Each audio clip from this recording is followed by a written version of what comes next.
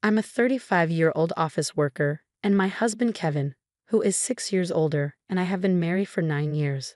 Right now, due to some reasons, I'm living with my mom. Let me explain how I ended up in this situation. 4 years ago, Kevin and I built a house. At that time, Kevin had just changed jobs, and we didn't have much money saved or a big income. Kevin used to work for a big company, but he faced constant hidden bullying from his boss. This caused him sleep problems, and eventually he couldn't go to work anymore. He saw a psychiatrist, took a break for about 3 months, but when he didn't get better, he quit his job. After that, we got by on just my salary. Kevin didn't work for 3 months, but slowly started to feel better. He began eating and sleeping well again, and his psychiatrist was pleased with his quick recovery. My cheerful, loving Kevin was back. He then started looking for a new job. His experience at the big company helped, but finding a job was hard because he left his last job due to mental health issues. During this time, we found a small company that needed him. The salary was about a third of what he used to make, but he was happy to be working again. He said it was much better than being without a job, which made me happy. This job was also in the field he wanted to work in. We wanted to have children, but it was clear that life would be tough if I stopped working, so I continued working. I also love my job, and we decided not to have children at that time.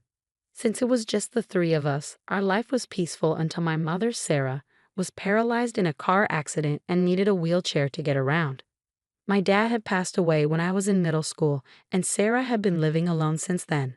Our family home was old and not suitable for a wheelchair, with many steps. Kevin then said, "I'm worried, let's live together." Sarah and I were surprised, but I appreciated Kevin's unexpected kindness. Since Kevin had just changed jobs, we were unsure about the future, but we decided to apply for a mortgage. As we expected, it was tough to get a loan because Kevin hadn't been at his job for long. However, we were determined and didn't give up. After trying with several mortgage companies, we finally found one that worked with us and approved our loan. We bought our dream home, which I had always imagined, filled with the smell of wood, thick wooden beams on the ceiling, custom storage spaces, a kitchen tailored for my height, and spacious cypress flooring. Importantly, it was a single-story, barrier-free house, perfect for living comfortably in a wheelchair. We were excited as the house was being built and visited the construction site every day. When our carefully designed home was finished, it had a large yard where my mom, who now seldom went outside, could enjoy sunbathing. However, there was a catch with the land. It was given to us by Kevin's grandfather, who adored Kevin. Kevin's family wasn't wealthy, but when his grandfather was diagnosed with cancer, he started to distribute his assets, giving us the largest plot of land. It felt like winning the lottery, but the land was just a 10-minute walk from Kevin's family home. When we told them my mother would be moving in with us, Kevin's sister laughed and said, "Why is your mother moving in too? How shameless is your family?" Kevin's mother told me marrying someone different like you would bring trouble. She also harshly said it was terrible for her son to have to care for an old person and called me a curse. Even then, Kevin stood up for my mother and me. He said the land was a gift from his grandfather, and no one should complain. Kevin's mother and sister are really mean. It's amazing that Kevin, who is so kind, comes from that family. He's like a beautiful flower that grew out of mud. Kevin always says his family shows him how not to be. Kevin thinks his grandfather gave us the land because he wanted us to take care of his mother in her old age. He also gave other properties away. Kevin's sister got a parking lot that's a 10-minute walk from their home. It's smaller than our land but makes good money from parking fees. Honestly, I would have preferred that, but a gift is still a gift, and we are thankful. Thanks to my grandfather-in-law, we could build our house without paying for the land and used it to help get a loan.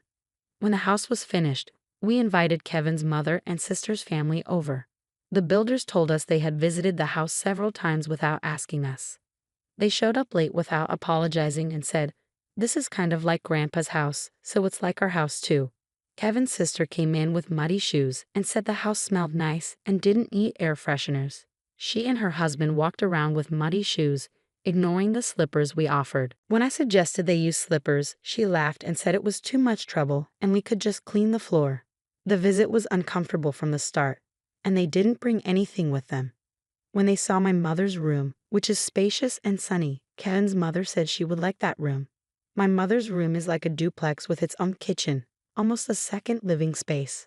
I want to live here, said my mother-in-law during the third point of her conversation. She then told my mother, you were lucky to have that accident, weren't you? Thanks to being paralyzed, you moved from that old shack to this nice house. Isn't that a lucky turn of events? My mother said nothing but looked very sad. I was really angry inside, but before I could say anything, Kevin spoke up. What'd you just say? There are things you should and shouldn't say. It makes me question your humanity. I can't even believe you're part of my family. You're the worst.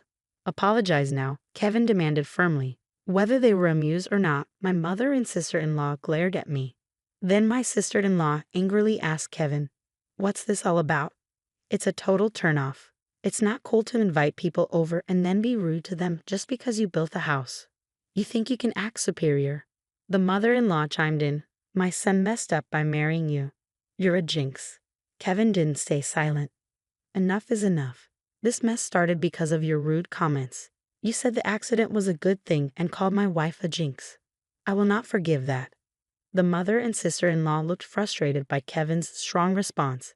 Then my mother, who had been watching everything, said with regret, it's okay.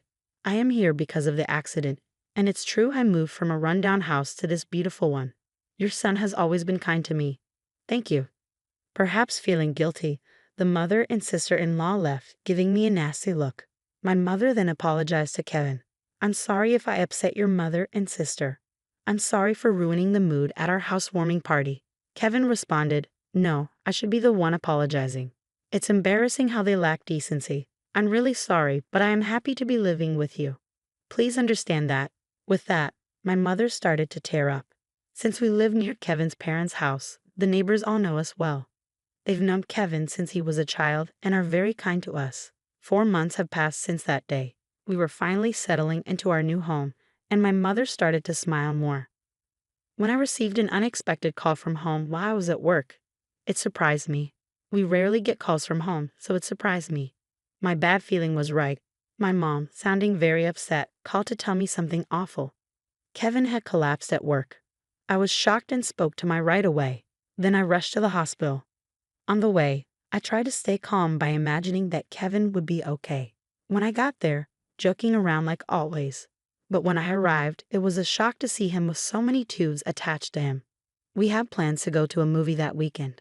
The doctor told me Kevin was in critical condition and might not wake up. I felt like I was in a movie. I couldn't even cry. Despite my prayers, Kevin passed away at the hospital. My shock continued as my mother and sister-in-law arrived when they heard Kevin had died. My sister-in-law accused me harshly, asking if I had poisoned him or if I was after his life insurance. My mother-in-law also blamed me, saying bad things always happen around me and called me a jinx.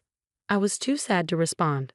Then my own mother arrived in a caregiver's taxi, crying over Kevin's death, which finally made me cry too. We both sobbed loudly. My mother-in-law rudely told us to stop the fake crying. She said Kevin had changed because of me and that she didn't want to see us ever again. Then she left the hospital. A funeral director came to organize Kevin's funeral, and we went to the funeral home. Kevin had died from a brain hemorrhage, which was hard to believe since he was fine that morning. When I told my mother-in-law the funeral plans, she hardly said she wouldn't come because Kevin always sided with my mother and me. She said her daughter wouldn't come either. Many of Kevin's coworkers and friends came to the viewing, but neither my mother nor my sister-in-law and her husband were there. Many attended the funeral, and it was clear that Kevin was deeply loved. Many people cried for him. It was hard, but maybe this is just the kind of people his family were. I was happy to spend the whole day with those who truly missed my husband. After Kevin's death, I got an email from my mother-in-law, but it was inappropriate, so I didn't reply. She was asking about the life insurance money and kept emailing because I didn't respond. Eventually, she claimed she had a right to it. I chose to ignore it because I wasn't ready to deal with that. When we got home, I noticed a light on inside, which was odd. My mother, Sarah, was confused and thought we had turned off all the lights. I figured maybe I forgot because I was so upset. I told her it was understandable given the situation, and I unlocked the door. When we entered, we could hear the TV, which was very strange. Inside, we found my sister-in-law and her husband sitting there. I was so shocked I couldn't even speak up. The living room was full of unfamiliar furniture and boxes. We had no idea what was happening. My sister-in-law said, "Why did you just barge in here?" "Well, it's your first time, so I'll let it slide. We're taking this house. We sold your stuff, so leave." My mother and I were completely shocked. I asked where our furniture and belongings had gone, and she casually said a resale company came and took everything, claiming we had good furniture and they got a good price for it. They bought new furniture with that money, saying who wants furniture that a dead person used? It's bad luck. She added that she cared about such things, and our stuff was packed in boxes. She even remarked that we must be minimalists or just poor because we had so few things.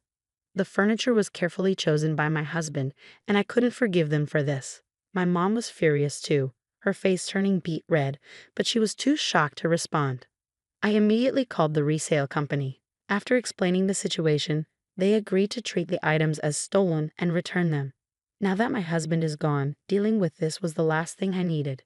I don't want anything to do with his family, but I do want to stay in the house that's full of memories of him. While I was wrestling with these feelings, my mother quietly said to me, "What do you think Kevin would say if he were here now?" "He might say we should leave. I'm sure he would. Kevin often mentioned it's good to spend time with people who understand you, but there are some people who will never understand, no matter how much you try. It's a waste of time dealing with those people." He was actually talking about his own mother and sister. I realized that if we stayed, his family would keep interfering, acting on impulse. I signed a lease for an accessible apartment. My mom was surprised by how quickly I made that decision. I asked the resale company to hold on to the furniture for a few days, and it was moved to our new apartment. 3 days later, in exchange for moving out, I made my mother-in-law and sister-in-law promise to cut ties with us. So a new life began for just my mother and me in the apartment. It turns out Kevin had many life insurance policies, almost obsessively so. He used to joke, always with a smile, "When I die, you guys will be rich." True to his word, he left enough money for my mother and me to be comfortable for the rest of our lives. Since he couldn't secure a mortgage when we bought the house, I, being employed at a major corporation, bought the house in my name. I made sure that even if something happened to Kevin first, I wasn't going to keep paying a mortgage for a house I wouldn't live in.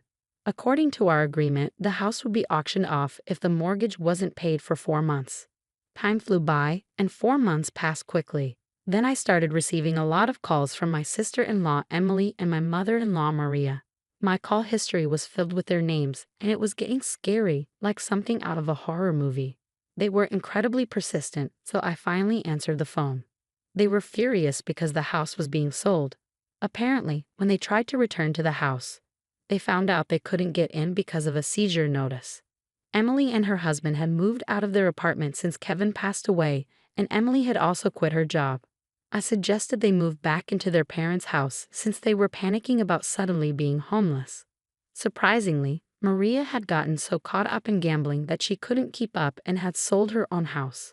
It turns out they had been living together for the past 5 months. I also heard that they sold their main source of income, a parking lot in front of the train station, a long time ago. Now Maria and Emily's family are completely homeless. When Maria said, "I'm sorry for everything. Let's get along. Can you lend me some money, please?" I replied, "I think it's best if you stay away since I'm a jinx. We're strangers now that we've severed ties." Maria was quiet after mumbling weakly. In my mind, I was thinking, who's the real bad luck charm here? Then when I said I wouldn't lend them a single cent, Emily, who had been listening next to Maria, shouted, "You devil. Bring us the money right now. I am a devil and bad luck, so I'm going to hang up now." I replied and ended the call. In reality, I involved a lawyer for the past 5 months to push for the auction of the house. I thought it was an unusual case, but apparently, it's not that uncommon. The house was sold without any major issues, giving our family a moment of peace. We plan to find a new home with the money Kevin left us. Since it's just my mother and me, we don't need a big house. We'd rather prioritize security as 2 women living together. So I chose a condominium with minimal noise disturbance. I remember something my husband always said when we built our home. People can get energy from the sun, so let's create a place where the mother-in-law can enjoy her hobby of reading in the garden without feeling self-conscious. With those words, he had made a spacious courtyard for her. It's heartening to hear that you found a condominium with a spacious balcony where your mother-in-law can enjoy her coffee and reading. While the new place may be smaller than your previous home, it's comforting to know that you're able to keep some of the furniture your husband likely chose. The sale of the house, which was on the expansive land gifted by Kevin's grandfather, fetched more than expected, providing a solid financial foundation for your family's future. The decision to invest in a luxurious condominium with top-notch security features is a testament to your late husband's cautious nature, and it undoubtedly brings you a sense of peace in the wake of the tumultuous events involving your in-laws. Since Kevin's passing, life has taken a dramatic turn, and navigating the fallout from his family's actions has been emotionally draining. Following the auction of the house, Maria and Emily found themselves without a place to live and ended up in public housing. Despite their efforts to secure financial assistance, they've resorted to disruptive behaviors, such as hosting barbecues on their small balcony, which have left the community incredulous. These actions, coupled with frequent loud arguments, highlight their disregard for others' comfort and the challenges they face in adjusting to their new circumstances. With Emily's husband having left, she and Maria are now facing these challenges on their own. It's a difficult situation, but it's clear that you've made the right choice in prioritizing your own peace and security as you move forward with your mother in your new home. Your reflections are deeply poignant and resonate with a sense of closure and determination to move forward. The stark contrast between the peaceful sanctuary you've created with your mother and the turmoil your former family is experiencing serves as a powerful reminder of the consequences of one's actions. It's evident that you found solace in creating a tranquil haven where you and your mother can feel safe and secure, free from drama and disruptions. Despite the challenges you faced, you remain committed to honoring Kevin's memory by living a life filled with positivity and peace.